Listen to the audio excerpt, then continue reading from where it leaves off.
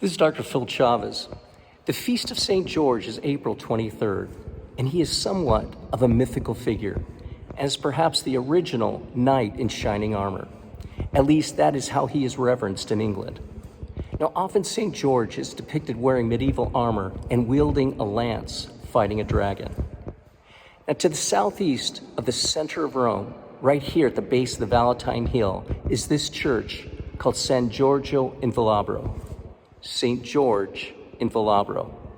The church itself has a Greek or Eastern feel about it. And so this is fitting as he is depicted to be one of the most popular saints in the East. Now, St. George the Martyr, the devotion itself was picked up by British crusaders who brought the devotion back to England and later became its patron. Upon entrance to this church, one is struck by the barrenness and the simplicity of this antiquated building. Now, the church is known to have been in existence since the 7th century, and part of the skull of the St. George is exhibited at the foot of this main altar right behind me.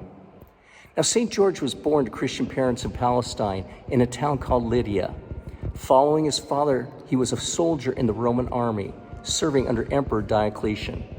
He became a tribune and served as an imperial guard for the emperor at Nicomedia, the ancient Greek city located in what is now Turkey. He was recognized for his bravery and his military skill. Eager to live an authentic Christian life fully, he stripped himself of his worldly wealth by giving everything he had to the poor. Now, various legends are attributed to St. George.